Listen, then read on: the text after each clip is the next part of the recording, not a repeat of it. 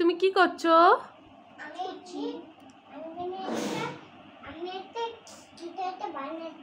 কি বানাচ্ছো? দেখাবে না? আর তোমার বড়দাদা কোথায়? ও বাবা, এটা কি হচ্ছে? কি এটা? তো সেই বীজ খেলনাটা না? ওটার উপরে এই রং করে কি করলি এটা? কেন করবো নাকি? কেন এটা কবে দিয়েছে দিদা? কিন্তু এটা তো দিঘাতে গিয়ে হবে। আর যবে থেকে এক্সাম শেষ হয়েছে, এই যে এক্সাম শেষ হওয়ার পর রেজাল্ট বেরোনো, তারপরের যে লম্বা টাইম বাড়িতে আছে, আর বাড়িতে থেকে যে কি কি করতে পারে, ওর মাথায় কি কি ভূত আছে সবও বের করছে।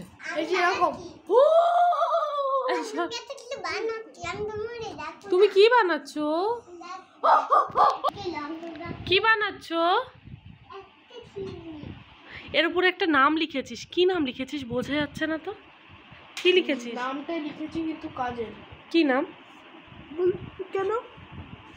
কিছু একটা নাম মনে হচ্ছে। কি লিখেছিস? কিছু একটা লিখেছিস, কি লিখেছিস? আর সব স্কুলের যে কালারগুলো,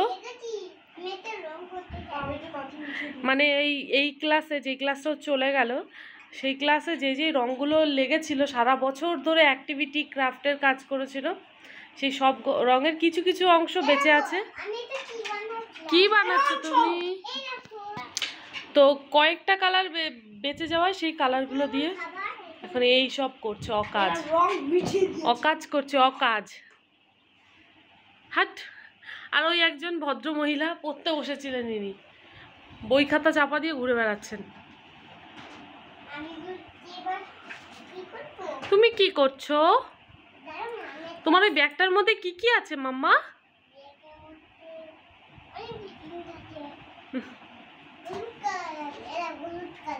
হলুদ কালার? বা, তুমি কালার চেনা শিখে গেছো? ও তাই? আর কি কালার? ওটা কি কালার? ওটা হলুদ কালার না, ওটা অরেঞ্জ।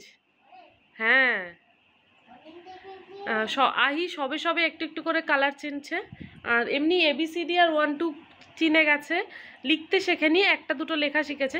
আর কালার একটা দুটো, মানে কমন কালারগুলো, যেমন কালো, সাদা, গোলাপি, হলুদ, এগুলো কমন, সবুজ, মানে সহজেই পেরে যাবে, এই কালারগুলো শিখে গেছে।